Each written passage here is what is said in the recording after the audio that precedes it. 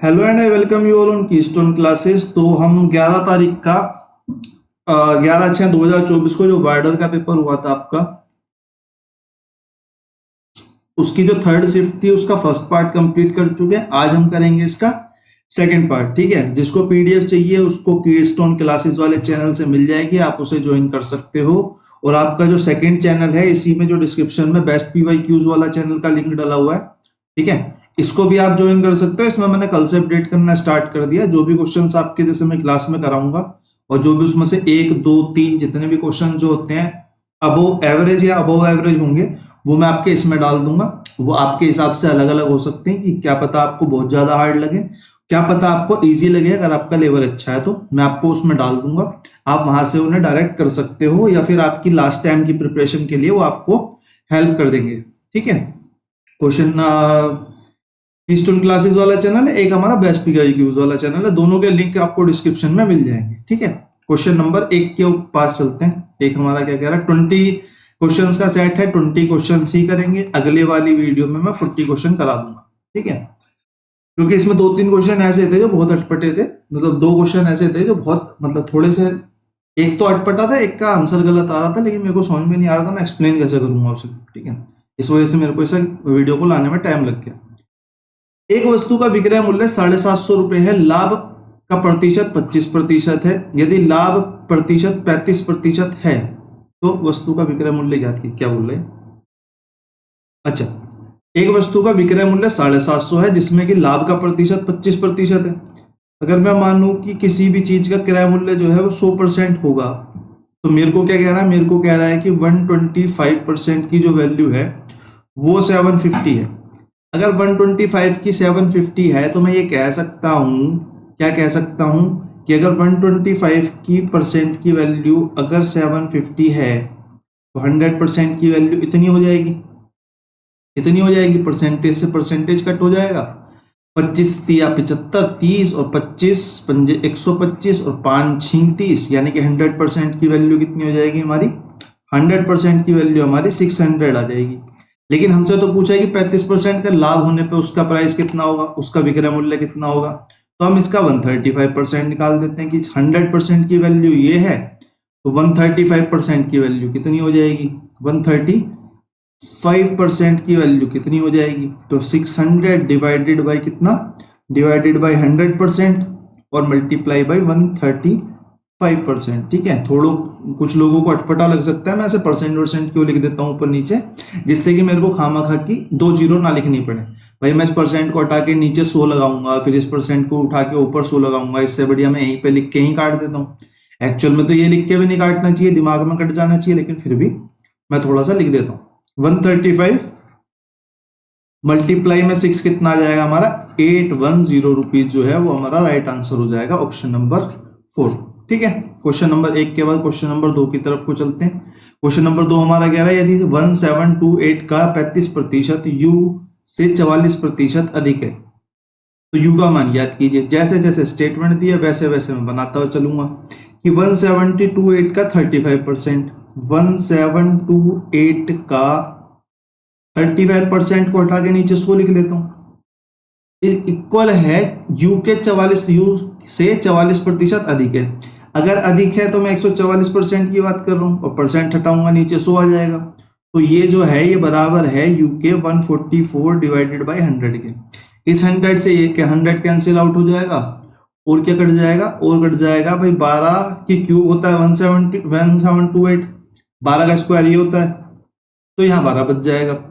तो यहां से हमारा u कितना आ जाएगा, 12 मल्टीप्लाई में 35, 35 मल्टीप्लाई में 12 कितना हो जाएगा, 350 प्लस में 70, u इज इक्वल टू 420। ठीक है, u इज इक्वल टू 420 हमारा जो है यहाँ पे राइट आंसर आ जाएगा, ऑप्शन नंबर 3। क्वेश्चन नंबर 3 की तरफ को चलते हैं। एक छात्र ने अंग्रेजी तथा इतिहास में समान अंक प्राप्त किए। ये क्वेश्चन पहले भी आ चुका है आपका, ठीक है, ये क्वेश्चन रिपीटेड है आपका। ठीक है, एक छात्र मतलब बाकी नॉर्मल वाले क्वेश्चन तो काफी रिपीट आ गए, लेकिन स्टेटमेंट वाला क्वेश्चन ये दूसरा तीसरा रिपीट हुआ है। एक छात्र ने अंग्रेजी तथा इतिहास में समान अंक प्राप्त करे, उसके जो है भैया इंग्लिश में और हिस्ट्री में जो है सेम नंबर है। फिर क्वेश्चन आगे बोला कि इतिहास व गणित के अंकों का अनुपात जो है वो 6 और 7 है। मेरे से बोला कि हिस्ट्री और आपका जो मैथ है उसके जो अंकों का अनुपात है वो 6 और 7 है। मैं जैसे जैसे बोलता जा रहा हूँ वैसे वैसे लिखता जा रहा हूँ। अगर मेरे को ये बताओ हिस्ट्री का अनुपात अगर 6 है तो ये भी 6 होगा हिस्ट्री, और इसकी वजह से ये भी 6 हो जाएगा। तो मैं सीधा सीधा बोल सकता हूँ कि इंग्लिश, हिस्ट्री और मैथ जो है वो 6:7 के अनुपात में होंगे। मेरे को 2 स्टेटमेंट से इतनी बात पता चल गई। उसने कहा कि तीनों विषयों में उसके द्वारा प्राप्त कुल अंक 38% है। 38% है।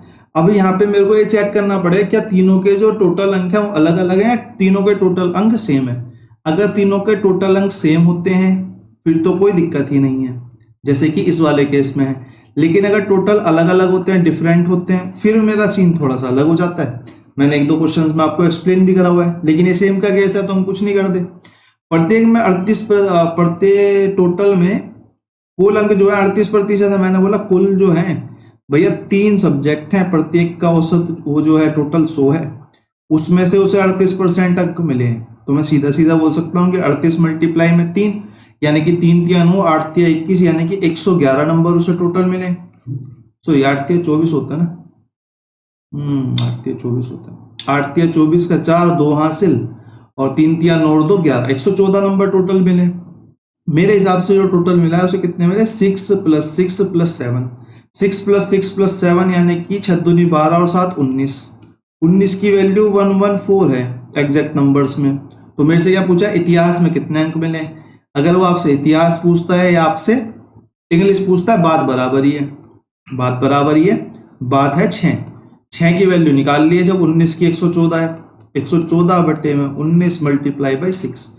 19 से काटूंगा 9 6 54 पे चला जाएगा यानी कि 36 नंबर। क्योंकि पूर्णांक 100 है और मेरे को मिले 36 है। मेरे से परसेंट में पूछा हुआ है, मेरे से परसेंट में पूछा, अंकों में पूछा। वैसे मेरे से अंकों में पूछा है, परसेंट में नहीं पूछा, तो हमारा 36 ही आंसर आ जाएगा। अगर आपसे परसेंट में ही पूछ लेता तो भी आपका 36 ही आंसर होता। ठीक है। क्वेश्चन नंबर 3 के बाद क्वेश्चन नंबर 4 पे चलते हैं। क्वेश्चन नंबर 4 हमारा क्या कह रहा है कि 10 घंटे 40 मिनट में 70 किलोमीटर दूर स्थित एक स्थान पर जाता है राहुल और वहां से वापस भी आ जाता है। 10 घंटे 40 मिनट में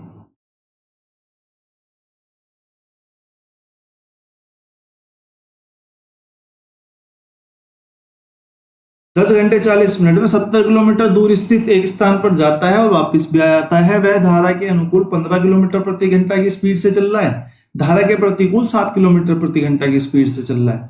धारा की गति बताओ। तो ये क्वेश्चन जो है ये क्वेश्चन है गलत। ठीक है, ये क्वेश्चन गलत है, इसको कराने का कोई फायदा है नहीं। तो यही क्वेश्चन था जो मेरे कल से दिमाग में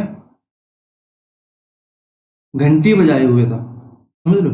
तो ये क्वेश्चन जो है आपका गलत है। इसमें एक क्वेश्चन हो रहा है जो कि ठीक है, लेकिन वो भी बजा ही रहा था घंटी। क्वेश्चन नंबर 4 के बाद क्वेश्चन नंबर 5 पे चलते हैं। किसी को ऐसा लगता हो कि ये क्वेश्चन गलत नहीं है तो भाई साहब कमेंट सेक्शन आपके लिए ओपन है।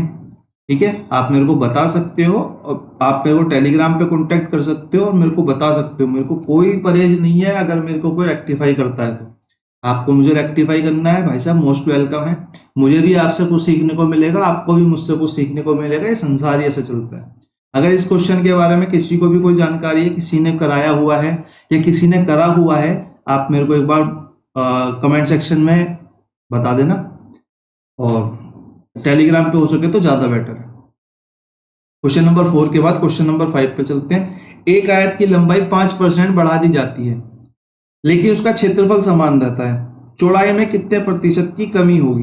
भाई मैंने ये क्वेश्चन पहले भी करा हुआ है, और एक इसका वो तरीका है जो ट्रेडिशनल तरीका है कि 5% दिया हुआ तो 1/20, बढ़ा हुआ है तो 21/20।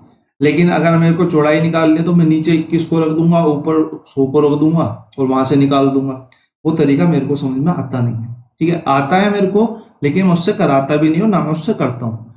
मेरे को पता है कि जो मेरा आयत है, आयत का जो क्षेत्रफल है, एरिया जो है वो डिपेंड करता है मेरा लेंथ और ब्रेथ पे। भाई पहले केस में इसने क्या करा, इसने बोला लेंथ को मैंने बढ़ा दिया, लेंथ को मैंने 100 से 105 कर दिया। लेकिन एंड रिजल्ट पे क्या हुआ, एंड रिजल्ट पे कुछ फर्क नहीं पड़ा, इनका रेशो जो है 1 और 1 ही रहा। ये रेशो मेथड है, मैंने आपको सिंपल कंपाउंड इंटरेस्ट में भी एक बार करा दिया है, एक आधी बार और किसी क्वेश्चन में भी कराया मैंने, ठीक है। ये आपका लास्ट है, ये अब जब कुछ भी नहीं होगा तो आपको रेशो मेथड पे जाना ही है।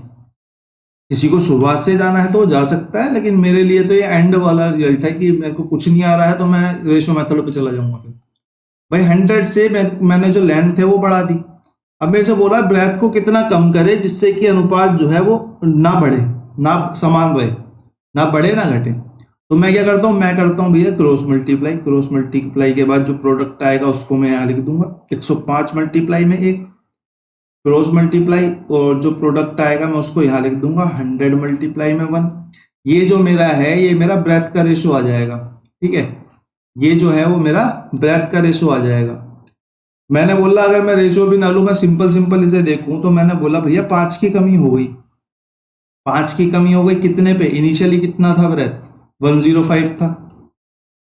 कितने प्रतिशत है, 5, 21, ये यहां से 21 आता है, 21 और 21 चौका 84, 21 पंजे पे ज्यादा हो जाएगा, 84 से बच जाएगा 16, 16 बच जाएगा तो ये जाएगा 8 पे, नहीं ये जाएगा 7 पे, 7 दूनी 14, 7 एकम 7, 147 और फिर बच जाएगा 13, और फिर बच जाएगा 13 और 13, 2 पंजे 10, 2 छिक 16, 2 छिक 12, सॉरी 2 छिक पे जाएगा तो ये 7 की जगह यहाँ पे इसलिए इसने 8 कर रखा है, ठीक है। ये लगभग में 4.8 जो है वो हमारा राइट आंसर हो जाएगा, ऑप्शन नंबर 2। क्वेश्चन नंबर 3 के बाद, सॉरी क्वेश्चन नंबर 5 के बाद क्वेश्चन नंबर 6 पढ़ लेते हैं। एक बार आप क्वेश्चन पढ़ लो, क्वेश्चन काफी अच्छा है। रेशियो का one of the best question है अभी तक जो आया है, ठीक है, मतलब रेशियो प्रोपोर्शन का one of the best question है जो अभी तक आया है। थोड़ा सा कैलकुलेटिव है इसलिए, बाकी और कुछ नहीं है। जैसे कि मेरे को सवाल में दिया हुआ है a/5, b/5, c/6 is equal to 2:6:3। अब यहां से मैं डायरेक्ट वैल्यू नहीं बोल सकता कि a की वैल्यू 5 है या b की वैल्यू 3 है या c की वैल्यू 6 है, मैं ऐसा नहीं बोल सकता।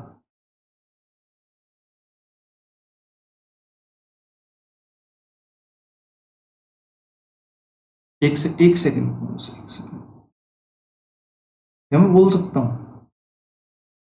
मैं एक सेकंड अपना रफी कर रहा हूँ, ठीक है ना, आपके लिए नहीं कर रहा। अगर मैं बोल दूं इसे कि a की वैल्यू 10 है, b की वैल्यू 18 है और c की वैल्यू 18 है, हाँ ठीक तो है, हाँ हाँ हाँ हाँ हाँ हाँ, चलो भाई ये तो बढ़िया हो गया। मैंने बोला a/5 है, b/3 है और c/6 है, तो इक्वल है किसके, 2 के, 6 के और 3 के। मैंने देखा, मैंने क्या ऑब्जर्व करा, मैंने ये चीज ऑब्जर्व करी कि अगर मैं इस वाले रेशो को इसके सामने उठा के रखूं, इसकी वैल्यू यही तो है कि अगर मैं a/5 को रखता हूं, a/5 बराबर 2 है, तो मेरा a निकल के कितना आता है कि a बराबर 10 है।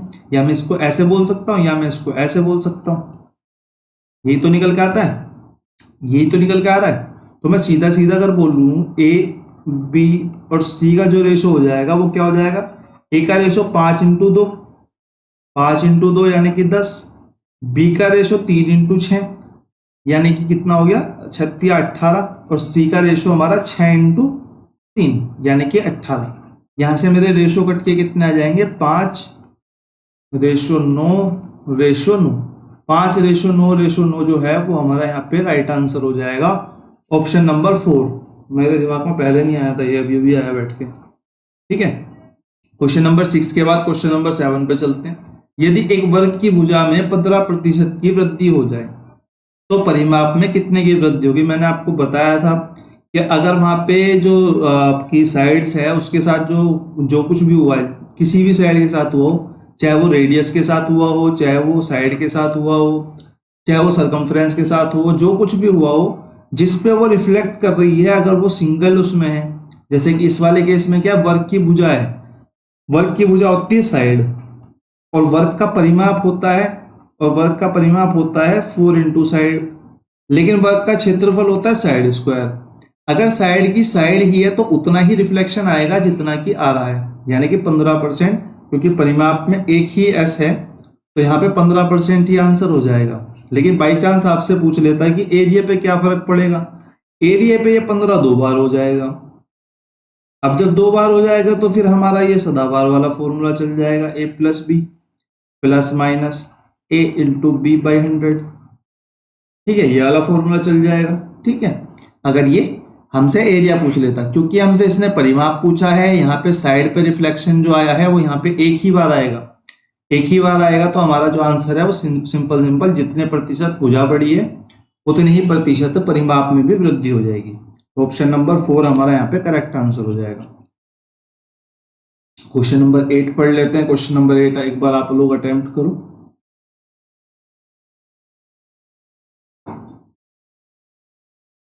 क्वेश्चन नंबर 8 हमारा क्या कह रहा है? एक सेकंड, पानी पानी पानी।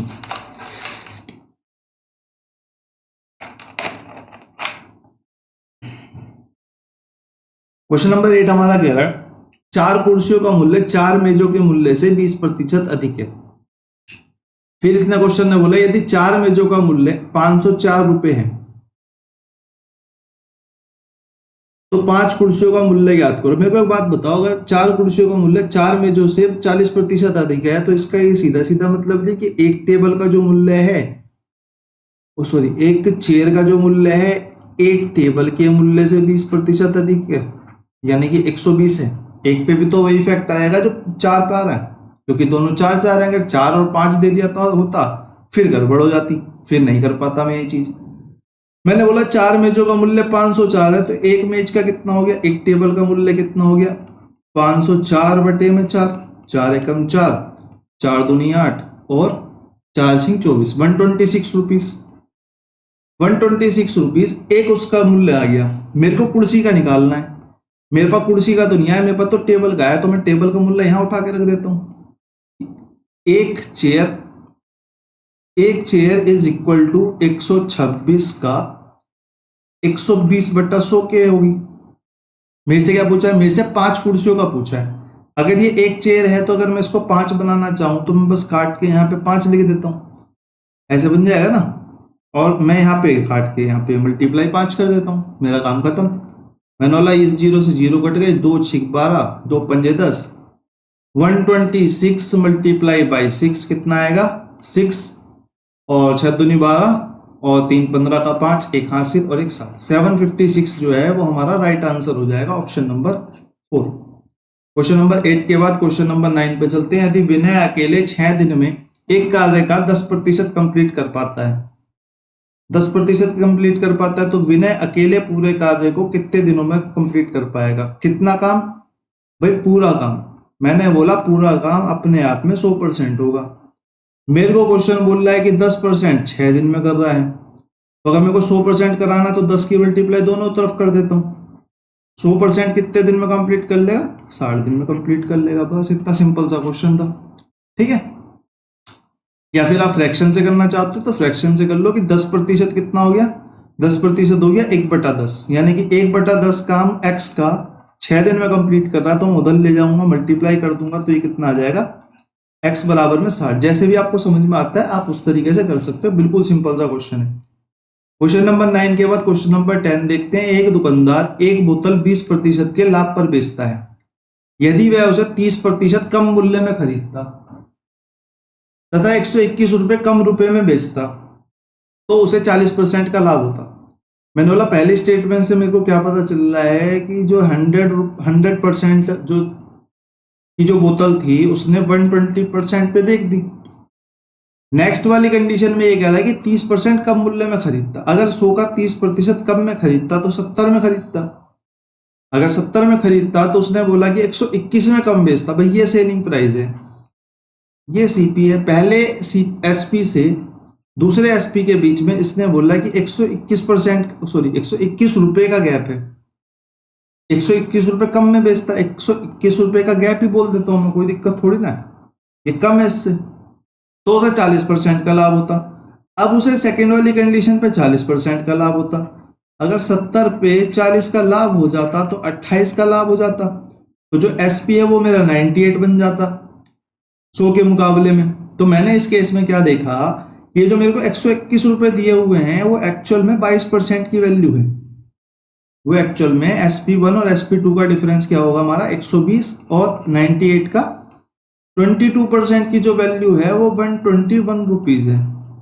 मेरे से क्या पूछ रहा है, क्या मूल्य पूछा हुआ है, 100 से मल्टीप्लाई कर दो, जो भी दिया होता है इनमें से उसे ही निकाल सकते थे हम। 100% इज इक्वल टू 11 में 11 121, 2 से 50 हो जाएगा, 50 इंटू 11 यानी कि 550 रुपए जो है वो हमारा यहाँ पे करेक्ट आंसर हो जाएगा ऑप्शन नंबर 3। ठीक है, क्वेश्चन नंबर 10 के बाद क्वेश्चन नंबर 11 पे चलते हैं। यदि मोहन 26 किलोमीटर प्रति घंटा की गति से 3 मिनट में एक पुल पार कर सकता है तो पुल की लंबाई याद कीजिए। होमवर्क में आपका क्वेश्चन है, सिंपल सा क्वेश्चन है। 26 किलोमीटर प्रति घंटा है तो 60 मिनट में 26/60 हो जाएगा और मल्टीप्लाई में 3 आपका जो है आंसर आ जाएगा। क्वेश्चन नंबर 12 देख लेते हैं। 10 वयस्क या 30 बच्चे एक काम को, अरे छोटा फाउंट है क्या, कोई दिक्कत नहीं, बड़ा कर दिया अब कोई दिक्कत नहीं होनी चाहिए।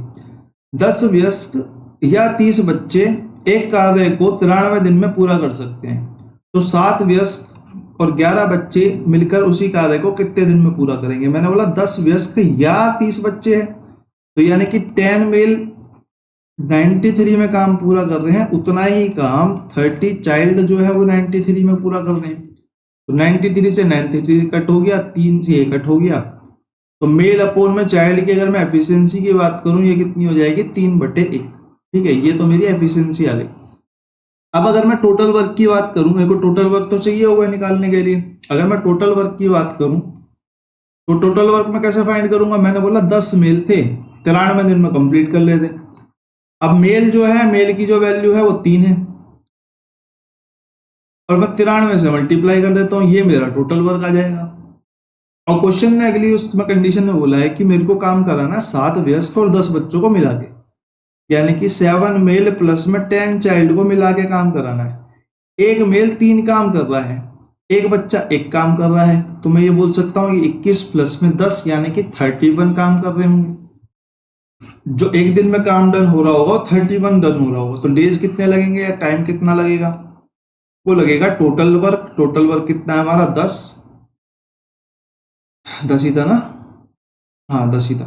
10 मल्टीप्लाई 3 मल्टीप्लाई में 93 और एक दिन का काम कितना है 31 से इसको डिवाइड करेंगे तो 3 से यहाँ चला जाएगा, 3 3 9 मल्टीप्लाई में 10 यानी कि 90 डेज जो है वो हमारा राइट आंसर हो जाएगा। ऑप्शन नंबर 2 यहाँ पे करेक्ट हो जाएगा। क्वेश्चन नंबर 12 के बाद क्वेश्चन नंबर 13 देख लेते हैं। क्वेश्चन नंबर 13 कह रहा है कि एक राशि पर 17 वर्षों का साधारण ब्याज इतने रुपए, 17 वर्षों का साधारण ब्याज, ये मेरे को साधारण ब्याज दिया हुआ है, पता नहीं क्या दिया, 17 वर्षों का, ठीक है।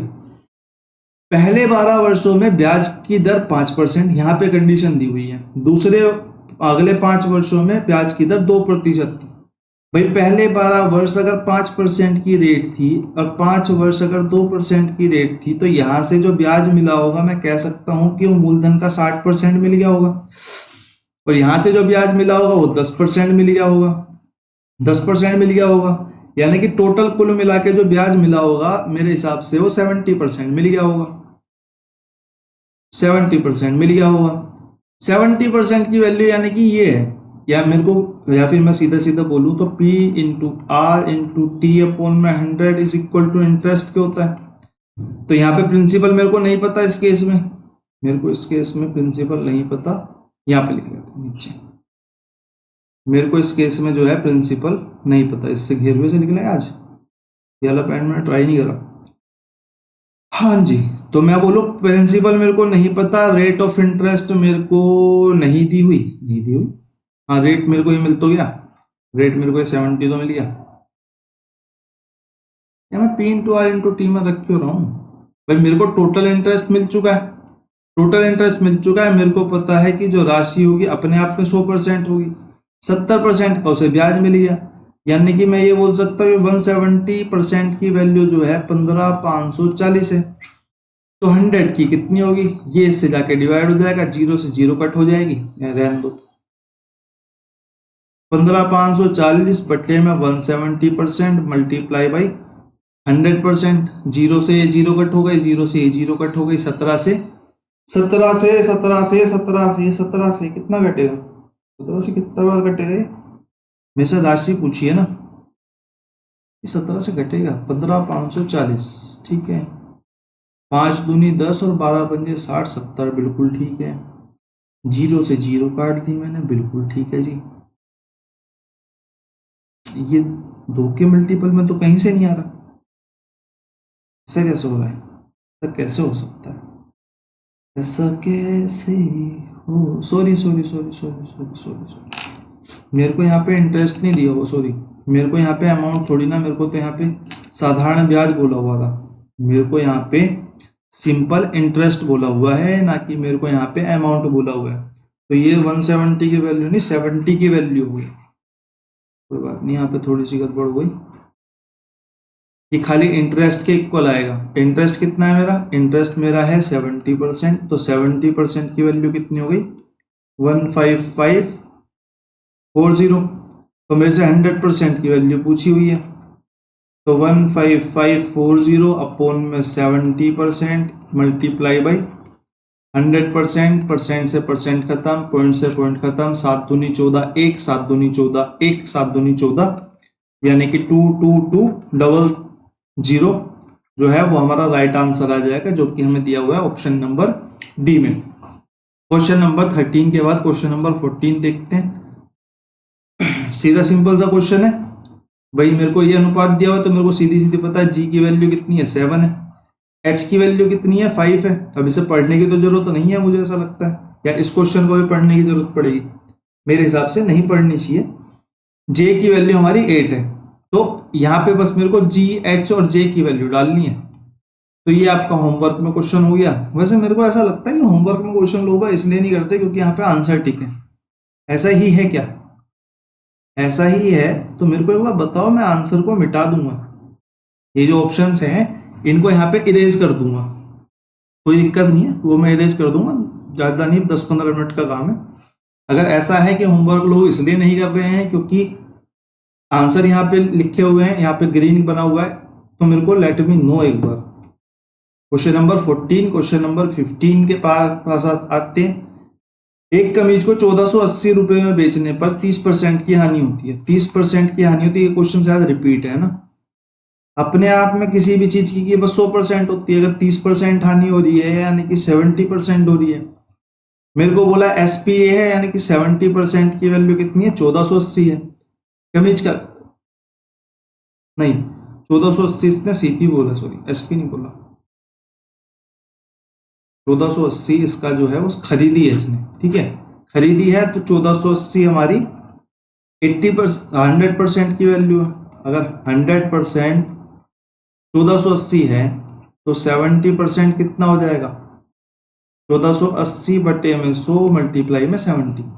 एक जीरो से ये वाली, एक जीरो से ये वाली, 8 सत्ते 56 का 6 5 हासिल, और 7 चौक 28 और 5, 28 और 5 3 2 हासिल, 7 एकम 7, 7 चौक 28 3 हासिल, 7 एकम 7 और 3 10, 1036 जो है वो हमारा यहाँ पे राइट आंसर हो गया, ऑप्शन नंबर 2 यहाँ पे करेक्ट हो गया।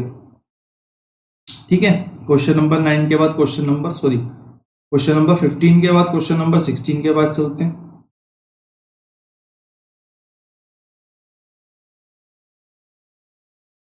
क्वेश्चन नंबर 16 में अच्छा क्वेश्चन है। एक रेलगाड़ी की गति, नहीं अच्छा नहीं है वैसे, बस मेरे मुंह से निकल गया। एक रेलगाड़ी की गति एक गाड़ी की गति से 25% अधिक है, यानी कि अगर मैं कार की बात करूं, रेल की बात करूं, तो मेरे से क्या कह रहा है, 25% अधिक होने का मतलब कि 1/4, और अधिक है तो 5/4, यानी कि रेल जो है वो 5 है और जो कार है वो 4 की स्पीड से चल रही है। स्पीड ये है, दोनों एक्स से एक ही समय पर प्रारंभ करती हैं और बिंदु जेड पर एक ही समय पर पहुंचती हैं। भाई यहां से चली, यहां पे पहुंची, ये एक्स है और ये जेड है। एक्स से जेड के बीच की दूरी 150 किलोमीटर है, मैंने 150 किलोमीटर मार्क कर दिया। रास्ते में रेलगाड़ी 30 मिनट के लिए एक स्टेशन पर रुकती है। रास्ते में जो रेल है वो 30 मिनट के लिए रुक रही है। 30 मिनट के लिए अगर रुक रही है तो मेरे को बताओ, अगर मेरा स्पीड का रेशो 4:5 का है तो टाइम का रेशो कितना होगा, टाइम का रेशो 5 और 4 का होगा।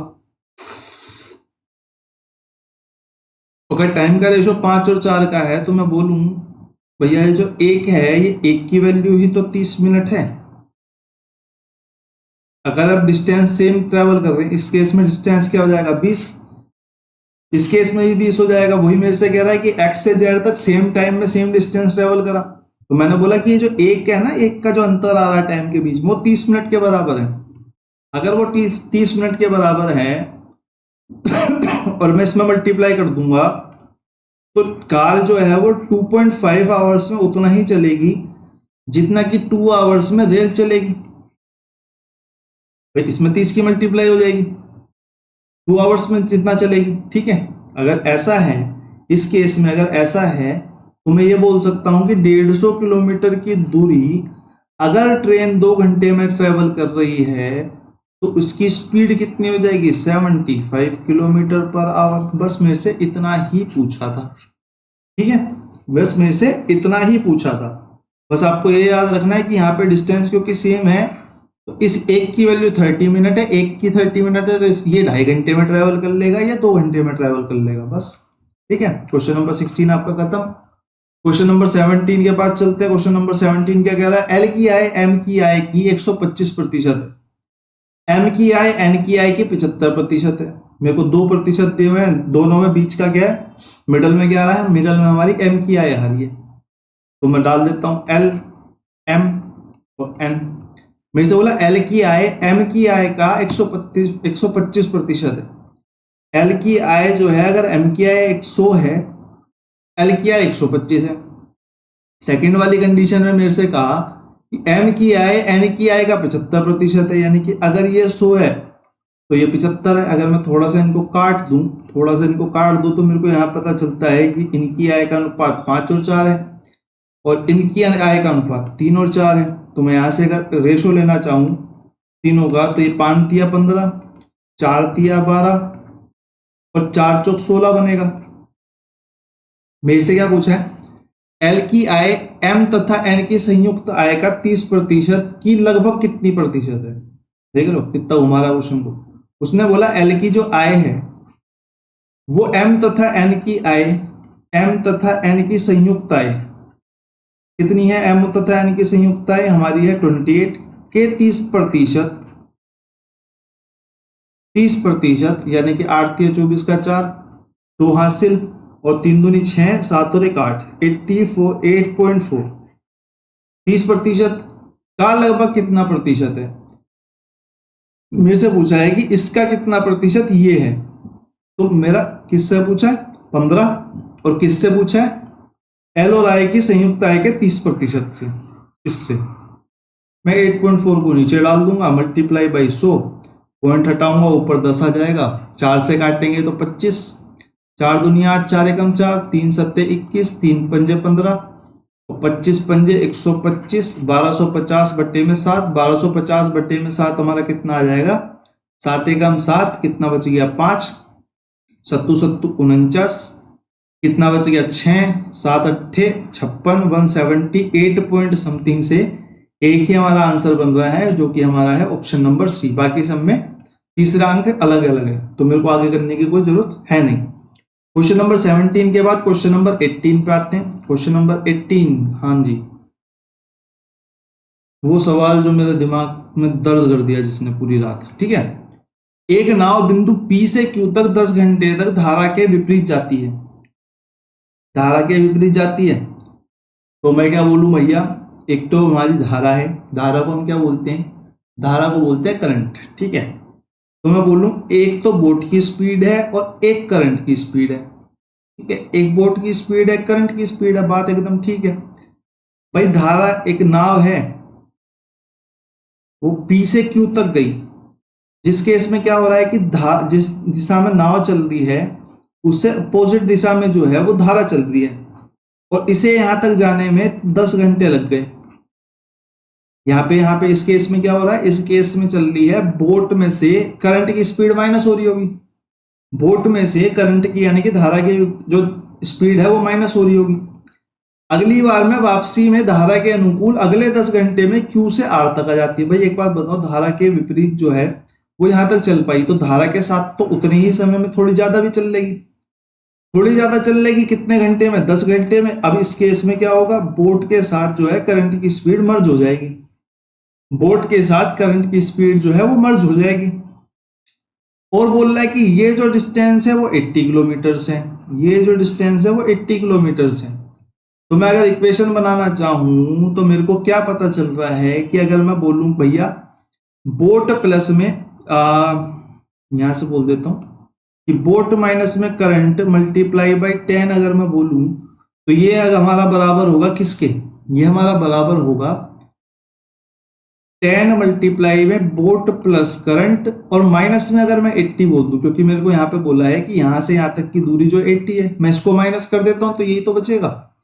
मैंने इस पूरे में से ये 80 माइनस कर दिया तो यही तो बचा बस। तो ये दोनों आपस में बराबर हो जाएंगे, इक्वेशन मैंने बराबर रख दी। जब मैंने बराबर रख दी तो मेरे को मिला कि 10b माइनस में 10c is equal to 10b plus में 10c माइनस में 80 के। 10c माइनस का 10c माइनस का 10b प्लस का 10b प्लस का दोनों तरफ प्लस है तो ये कट हो जाएंगे और ये इधर चला जाएगा वो उधर चला जाएगा, यानी कि 20c इज इक्वल टू हमारा किसके 80 के, और current is equal to 4 kilometre per hour. यही मेरे से पूछा हुआ था, इसके अलावा इसका कोई साधन मेरे को नजर आया नहीं। ठीक है, मैं कैलकुलेशन में गलती कर रहा था, पूरे दिन ही कैलकुलेशन में गड़बड़ करता चला गया। ठीक है, बाकी आपका फोर्थ क्वेश्चन जो है इसमें गलत है, 18 आपका सही है, वो मैंने आपको करा दिया। 19 देख लेते हैं। P तथा Q के पास 5:3 के रेशो में राशि है। P Q को 10 रुपए देता है, राशि 1:1 के अनुपात में हो जाती है। मैंने बोला भैया P के पास 5x है, Q के पास 3x है। मैंने P से कुछ राशि लेके Q को दे दी, P से कुछ राशि लेके यानी कि 10 रुपए कम कर दिए P के पास, और मैंने Q के पास 10 रुपए बढ़ा दिए। तो जो इनका रेशो है वो अब 1:1 हो गया। तो क्या मैं इसकी इक्वेशन बना सकता हूं? मैंने बोला मैं बिल्कुल बना सकता हूं कि 5x अपोन में 3x, इसके साथ मैंने स्कैम कर दिया, इसके साथ मैंने स्कैम करके 10 रुपए से ले लिए, तो इसने मेरे साथ स्कैम कर दिया, इसके पास 10 रुपए जुड़ गए। अब अनुपात 1 और 1 का हो गया। अगर मैं आगे क्रॉस मल्टीप्लाई करूंगा तो ये आएगा 5x माइनस में 10 is equal to 3x plus में 10। 3x उधर चला जाएगा, 2x कितना आ जाएगा 20 के, तो x कितना आ जाएगा 10 के। अगर x मेरा 10 आ गया और उसने पूछा उनके पास क्रम से कितनी राशि थी आरंभ में, तो इस 5x की वैल्यू कितनी आ गई 10 मल्टीप्लाई में 5 यानी कि 50 रुपीज। इस वाले की कितनी आ गई हमारी, इस वाले की आ गई 3 मल्टीप्लाई में x यानी कि 3 मल्टीप्लाई में 10 यानी कि 30 रुपीज। ये हमारा जो है ऑप्शन नंबर 4 यहाँ पे करेक्ट आंसर हो गया। क्वेश्चन नंबर 19 के बाद क्वेश्चन नंबर 20 देख लेते हैं। एक निश्चित राशि साधारण ब्याज पर 6 वर्षों में 1300 रुपये और 8 वर्षों में 1540 रुपये हो जाती है। ठीक है, 6 वर्षों में साधारण ब्याज पर इतनी और 8 वर्षों में इतनी। तो मैं अगर बात करूं तो मेरे पास 2 साल का गैप है, सॉरी थोड़ा सा हिल गया। मैं अगर बात करूं तो मेरे पास 2 साल का गैप है। 2 ईयर में रुपए में कितना फर्क पड़ रहा है, रुपए में 240 रुपए का फर्क पड़ रहा है, यानी कि हर एक साल 120 रुपए का फर्क पड़ रहा होगा, 120 रुपए का ब्याज मिल रहा होगा। मेरे से राशि पूछी हुई है, मैं राशि के लिए क्या करूंगा, इस 6 साल में जो राशि है, राशि जो है इस 6 साल में 1300 रुपये हो गई। मैं बोलूंगा भैया अगर एक साल में मेरे को 120 रुपये ब्याज मिल रहा है तो 6 साल में कितना मिलेगा, 12 पंजे 60, 12 छिंग 72, 720 रुपये ब्याज मिल जाएगा। अगर मेरे को 6 साल में 720 रुपये ब्याज मिल गया और मेरी राशि 1300 रुपये हो गई 6 साल में, तो मैं बोलूंगा इनका जो अंतर होगा वही तो मेरा प्रिंसिपल होगा। इनका अंतर मेरा क्या आ जाएगा, इनका अंतर मेरा आ जाएगा 0, 8 और 5, तो प्रिंसिपल मेरा कितना हो जाएगा 580। ये मेरा राइट आंसर हो जाएगा। सिंपल सा क्वेश्चन था, ज्यादा कुछ था नहीं कि मैं एलेबोरेट करूं इसे। बाकी आप लोगों से शाम को दोपहर को मुलाकात होगी शायद 3 बजे तक, और इतने आप पढ़ते रहिए, मिलते हैं आपसे, धन्यवाद।